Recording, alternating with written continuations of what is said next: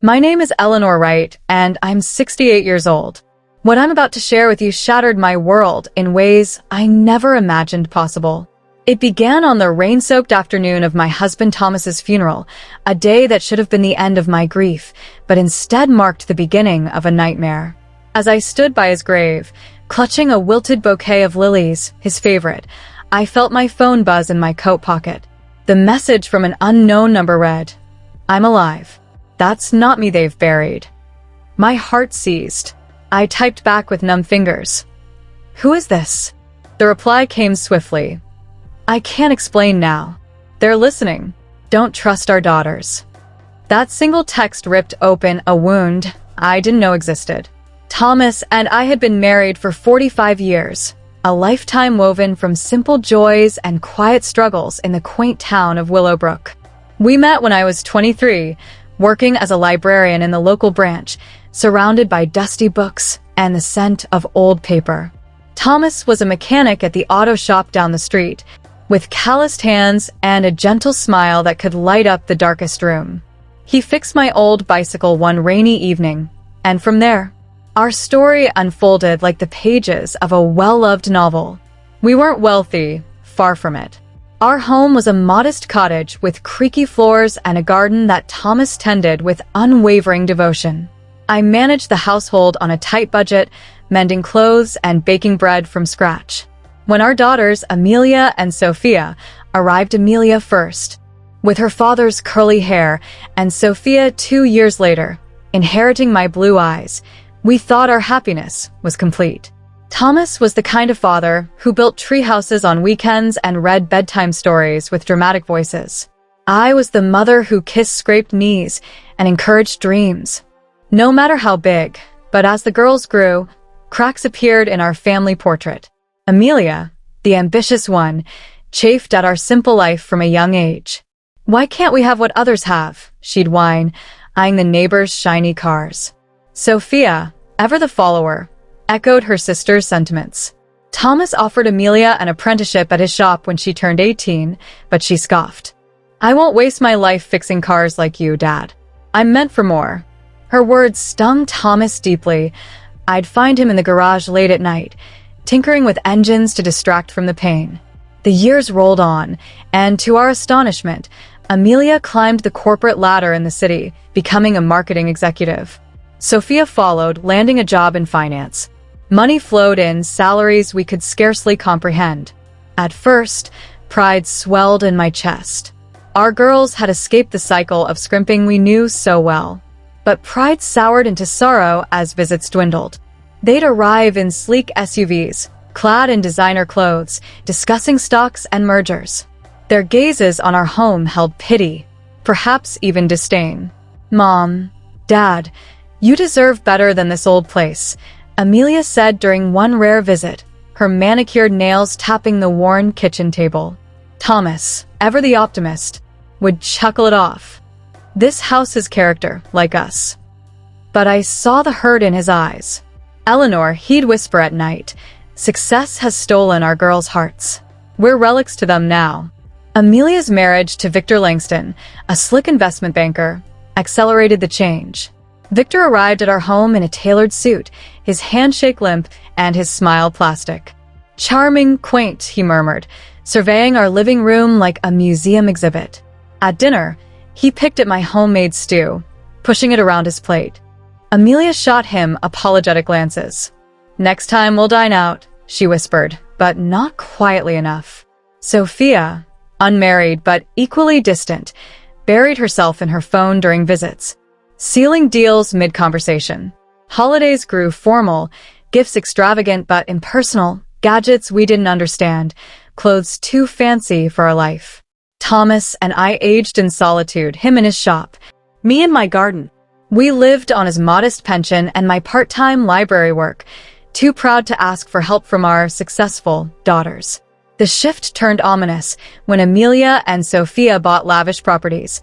Amelia a $300,000 mansion in the suburbs, Sophia a $200,000 penthouse condo. Suddenly, our cottage became their fixation.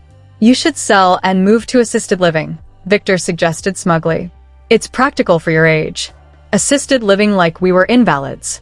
Thomas bristled. We're fine here, thank you. But I noticed the daughters exchanged glances, laden with impatience. Pressure mounted. Amelia arrived with real estate brochures. This place is worth maybe $80,000. We could help you downsize, invest the proceeds. Sophia chimed in. Dad's 72, too old for the shop. Retire properly. Their concern felt scripted, laced with urgency. Thomas confided one evening. Something's off, Eleanor. This isn't love. It's calculation. The last normal talk with Amelia was a month before Thomas's death. She visited alone, unusually solemn.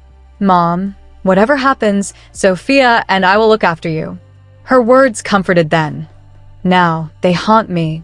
Thomas's accident occurred on a crisp Wednesday morning.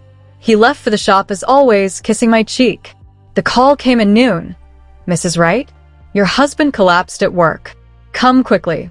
Panic blurred the drive. My neighbor, Clara, took the wheel. At the hospital, Amelia and Sophia were already there. Odd, since I'd just been notified. Mom. Amelia hugged me tightly. It's bad, a heart attack, they think. Thomas lay in ICU, pale and hooked to machines.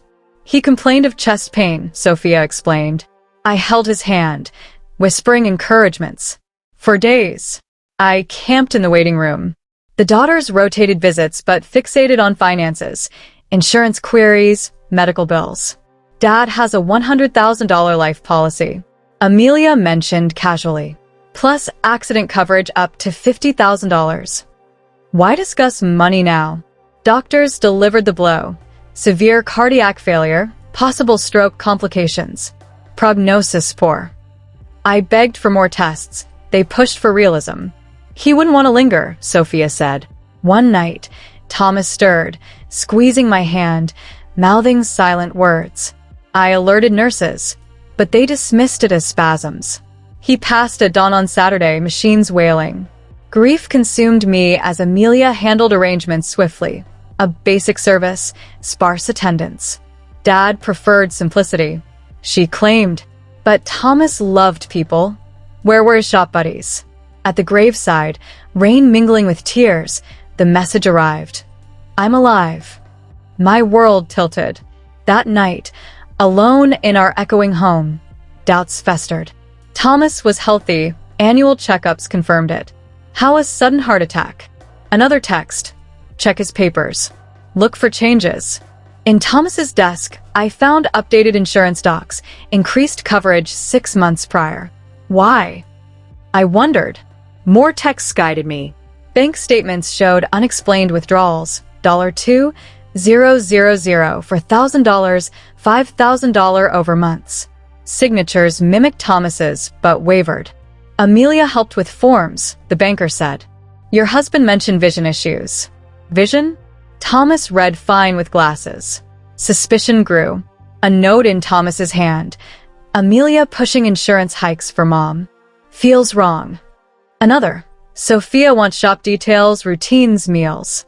Why? The shop visit revealed no chaos from a collapse. Tools pristine. No signs of distress. More messages. They're desperate, debts mounting. I confronted subtly. Amelia visited with wine. Mom, let's discuss your future. Insurance payouts, $150,000. Move to a facility. We'll manage funds. Her eyes gleamed. Texts warned, don't eat/drink from them. They arrived en masse. Amelia, Sophia, Victor with treats. For your health, Victor said. I declined. They pushed. You're paranoid, Mom. Grief's clouding judgment. We consulted doctors. Possible dementia. Dr. Langston, Victor's uncle, had signed a report based on their accounts. For your safety, Sophia insisted. Refusals sparked threats. We'll petition for guardianship. Despair peaked until a text. I'm Robert Kane, PI. Thomas hired me. Meet at Willow Cafe noon. Robert, mid-50s, grizzled, presented a dossier. Recordings. Thomas voicing fears. Amelia on phone. Dad suspicious. We need to act. Rat poison in his tea mimics heart failure.